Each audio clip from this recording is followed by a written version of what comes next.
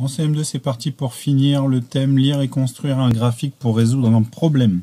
Donc au programme, nous avons un petit camembert, une petite lecture de courbe, une petite lecture de barre et ensuite vous avez une production à réaliser ici avec l'exercice 5, page 95. D'accord? Vous avez toujours le je retiens si vous avez besoin. On commence tout de suite avec l'exercice 2 qui est ici. Observe le graphique. Combien de lieux de baignade ont été classés de bonne qualité? Alors, vous avez donc dans ce petit camembert, d'accord, dans ce diagramme en secteur, vous avez la qualité de l'eau des lieux de baignade en eau douce en France. Donc l'eau douce, c'est le contraire de la mer et des océans. Alors, on a donc en bleu excellente, c'est que la qualité est excellente. En vert, bonne. En orange, suffisante. En jaune, non classée. Et en rouge, danger, insuffisante. Donc, on nous demande la bonne qualité. Pour cela, il faut trouver la bonne couleur. C'est logique. Combien de lieux de baignade sont de qualité suffisante et insuffisante? Attention, c'est « et ». Donc, il faut mettre ensemble. C'est quelle qualité d'eau est la plus représentée? Bon, visuellement, on le voit très bien. Et enfin, quelle qualité d'eau est la moins représentée? Donc là, pareil, visuellement, on voit. C'est tout l'intérêt des représentations des graphiques en secteur comme ça, c'est que visuellement, on voit tout de suite qui est le plus, qui est le moins. Allez, je continue avec le problème 3 maintenant. Allez, on va jouer aux raquettes avec le nombre de licenciés au badminton. Alors, observe le graphique. Donc ici, nous avons, je pense, le nombre de licenciés. Ça veut dire les personnes qui ont une licence à la Fédération française de badminton, a priori, donc qui pratiquent le badminton. Ici, nous avons les années de 1992 à 2013. Donc, c'est le nombre de licenciés en fonction des années. On voit tout de suite qu'il y a quelque chose qui se passe. Calcule la différence entre le nombre de licenciés en 1992 et en 2013. Et enfin, calcule le nombre de licenciés de plus entre chaque période. Combien on a eu de plus, combien on a eu de plus, combien on a eu de plus. Donc vous avez 1, 2, 3, 4, 5, 6, 7 différences à calculer pour le B. Donc à chaque fois, de 92 à 95, de 95 à 98, combien il y a eu de licenciés en plus, d'accord? Donc faites bien attention parce que là, vous avez plusieurs calculs à opérer. Allez, on y va avec le problème numéro 4 maintenant. Observe le graphique. Donc c'est le nombre de livres imprimés en France. Voici le nombre de livres en fonction des années. On a les nouveautés en vert et les réimpressions en jaune. Donc les réimpressions, ça veut dire qu'on réimprime des livres qui sont déjà sortis les années antérieures, d'accord? Tout simplement parce qu'ils continuent à se vendre et il y a de la demande, du coup on réimprime des livres. Alors, qu'est-ce qu'on nous demande?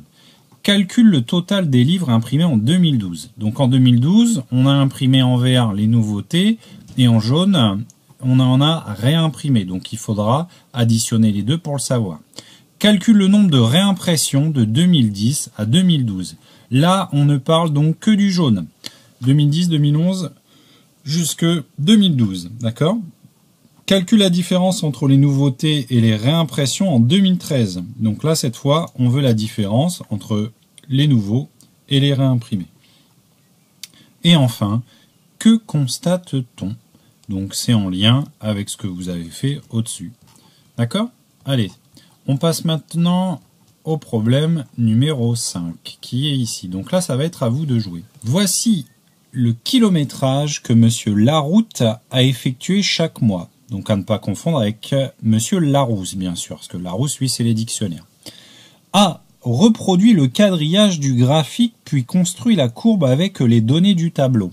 Alors, ce que je vous disais dans le programme du jour, c'est que là, les graduations ne sont pas les mêmes que sur votre cahier du jour, que sur vos feuilles de classeur, puisqu'il y a 1, 2, 3, 4, 5 interlignes.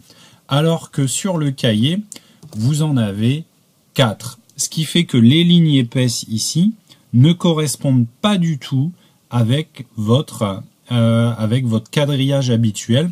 Ce qui fait que quand vous allez reproduire cela, faites bien attention de respecter les interlignes et non pas les carreaux.